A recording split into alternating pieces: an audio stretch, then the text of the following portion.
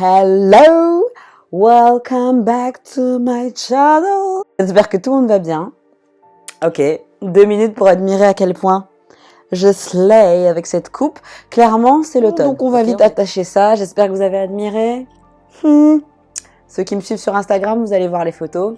On a fait un shooting pépite. Mais pour la vidéo, on se met en condition. Donc, le sujet de la vidéo du jour, c'est l'appropriation culturelle. Je me suis fait un petit plan comme d'habitude. Les petites notes et l'iPad sur le tech. Désolée si je brille à la caméra, mais c'est mon highlighter. Comme dirait Lucas Adorable, si vous ne brillez pas d'intelligence, brillez au moins d'highlighter. Si vous ne brillez pas d'intelligence, brillez au moins d'highlighter. J'espère que vous m'entendez bien et que je ne crie pas trop fort dans le micro. L'appropriation culturelle désigne à l'origine l'utilisation d'éléments matériels ou immatériels d'une culture par les membres d'une autre culture, dont l'acquisition d'artefacts d'autres cultures par des musées occidentaux. Par la suite, le concept est utilisé par analogie par la critique littéraire et artistique, le plus souvent avec une connotation d'exploitation et de domination. Oui, j'appuie parce que c'est des termes très importants. Et pour un petit peu nuancer, l'appréciation culturelle.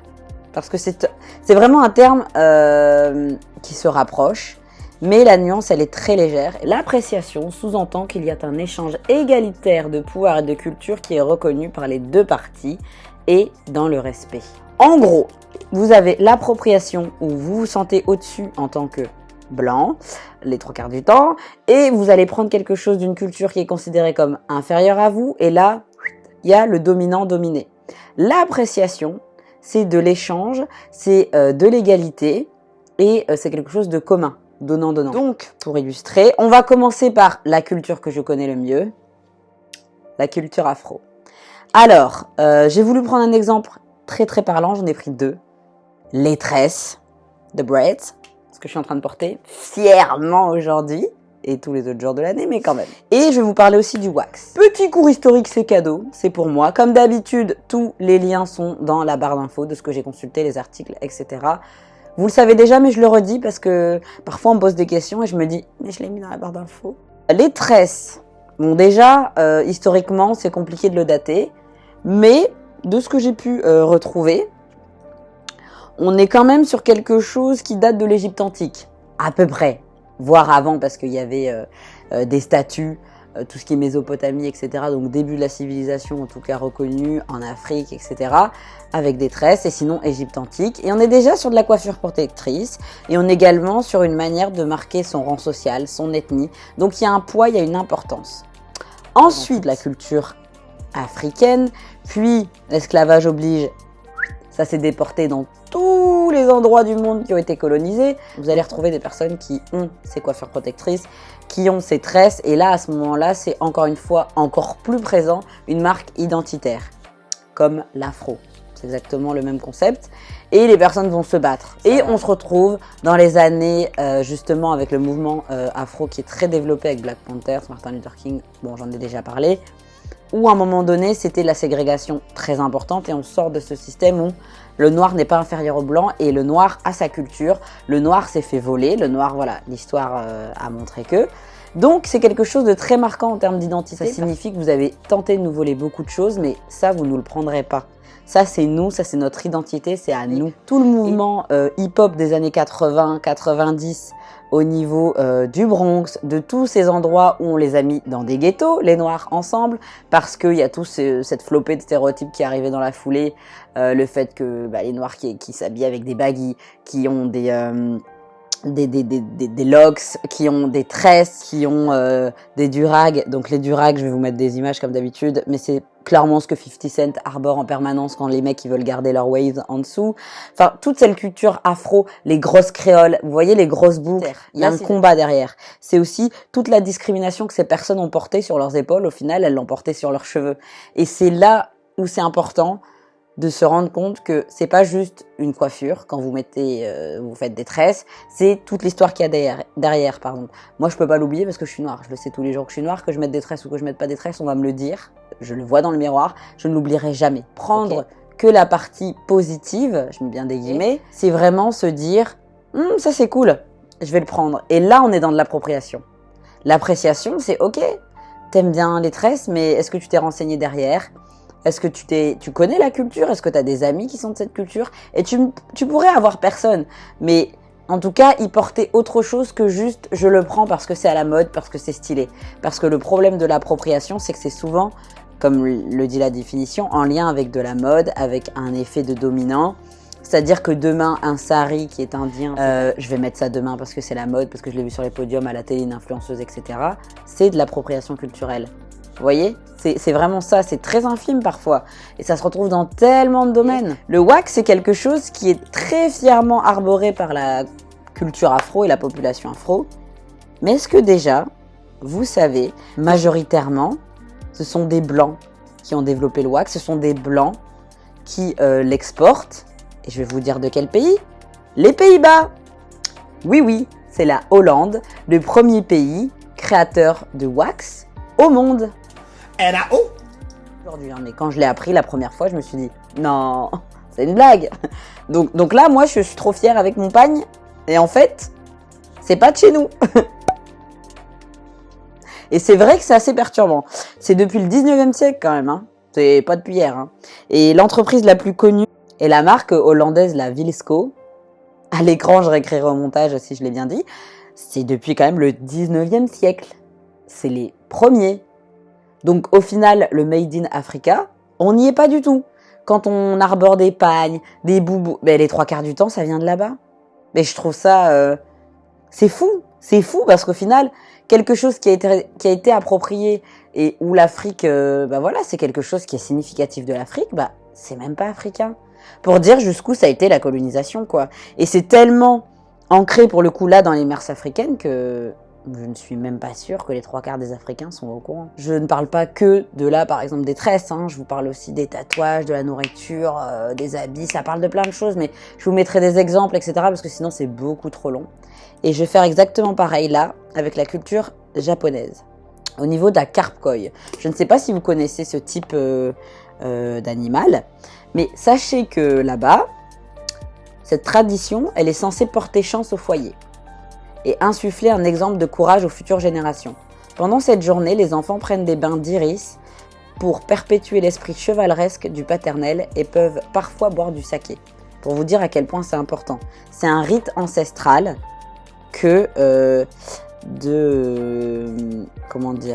d'adopter une carpe chez soi. Et chaque carpe a une signification et un symbole. Donc vous avez 6 carpes différentes.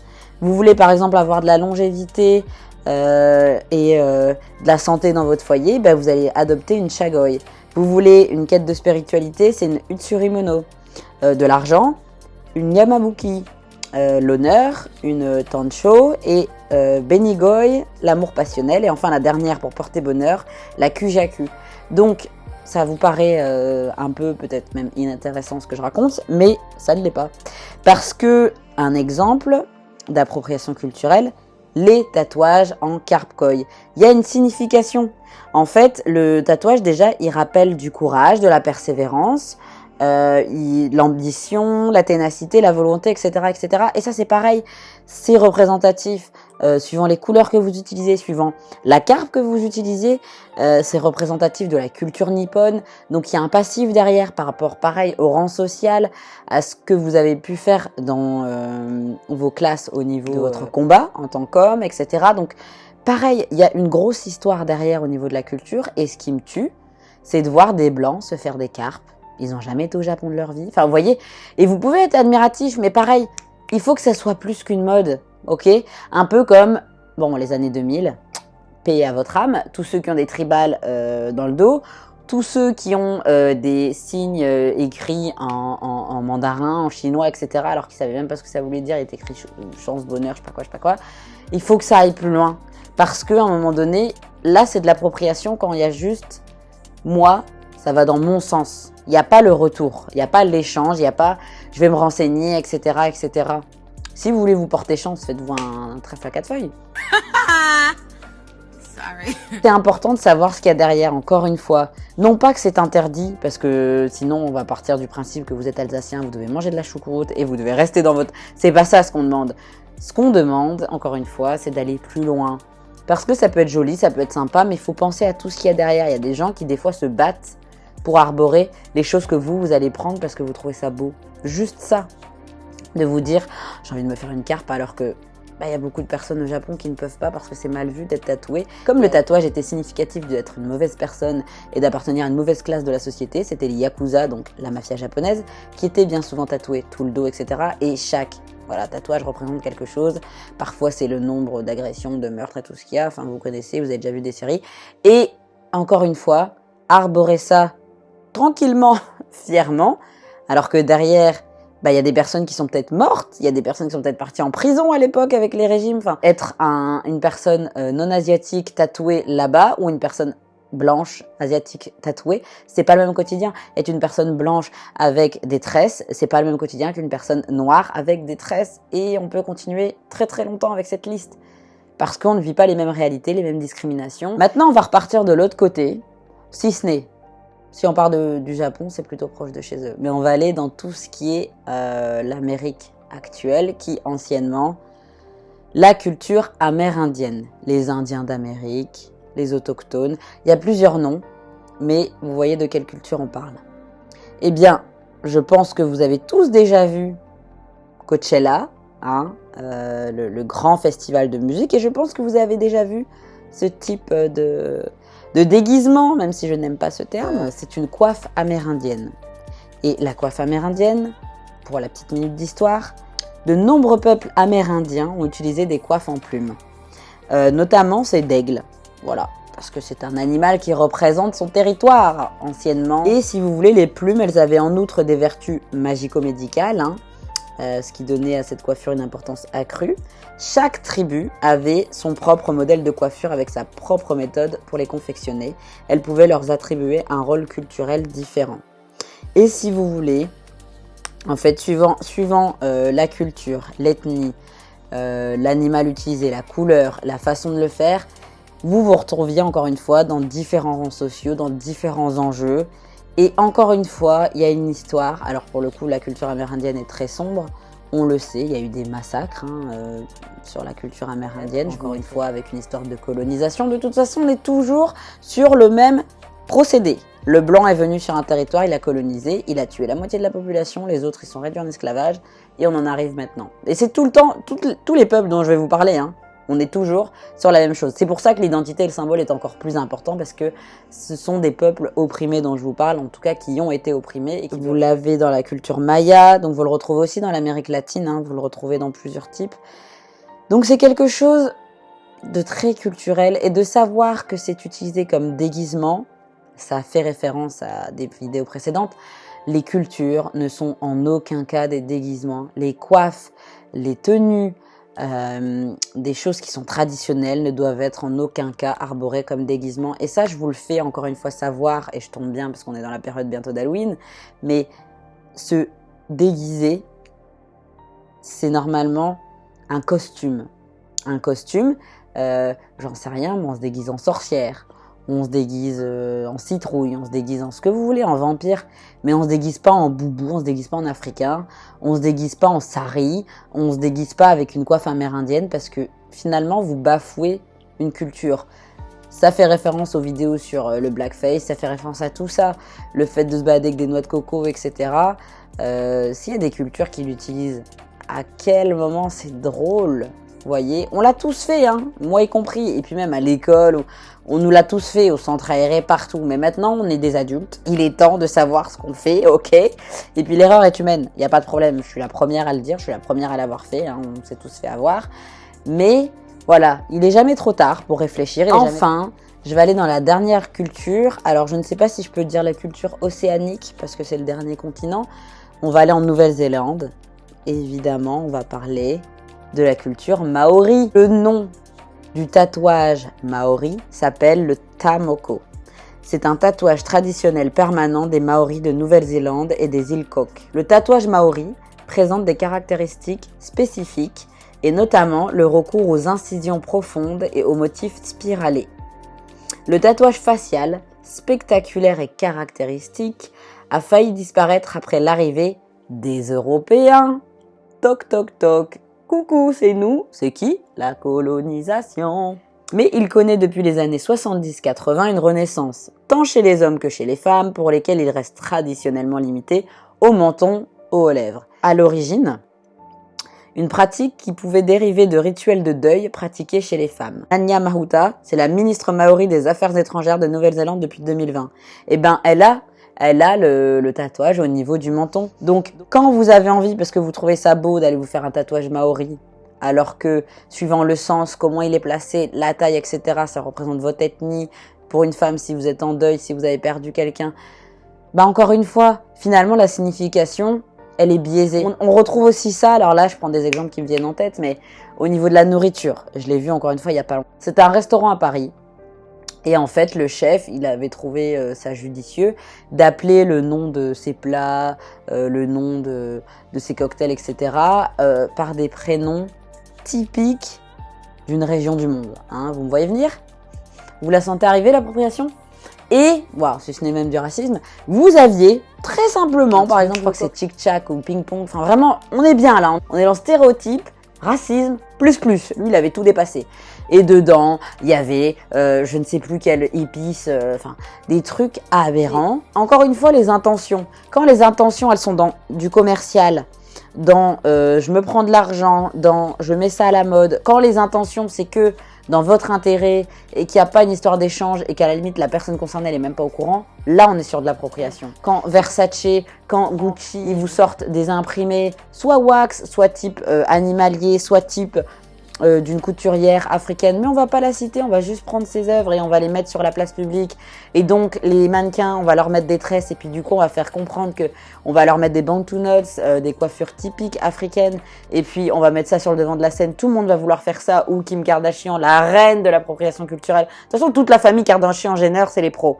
Ils sont là, ils font des tresses, et après, on se retrouve à je veux des tresses à la Kim Kardashian. Mais en quelle année Kim Kardashian, elle a créé les tresses? Pardon, mais pardon. Et ça, c'est encore une fois un problème, parce que ça, c'est de l'appropriation culturelle. Est-ce que Kim Kardashian, elle subit de la discrimination? Est-ce que Kim Kardashian, elle s'est battue pour avoir ses tresses? Est-ce que Kim Kardashian, elle est noire? Est-ce que Kim Kardashian, elle est de la culture afro? Non. Si vous voulez, à un moment donné, dans la vie de tous les jours, vous faire des tresses, mais allez-y. Si vous voulez porter un sari, mais allez-y. Embrassez la culture, embrassez le monde, il n'y a pas de problème. Moi-même, j'adore ça. Mais c'est important de voir où est la limite. C'est important de savoir où on va, de savoir l'origine des choses. Je rêve d'aller au Japon, mais si je vais au Japon, à mon avis, je vais pas aller me mettre un kimono et faire ma meilleure photo avec une ombrelle. Pourquoi? Parce que le kimono a une histoire, que ça ne m'appartient absolument pas et que moi, je vais vouloir faire la photo, on va être honnête, parce que je trouve ça stylé. Et là, à un moment donné, la limite. Voilà, là, c'est mon intérêt personnel. Il n'y a pas d'histoire d'échange.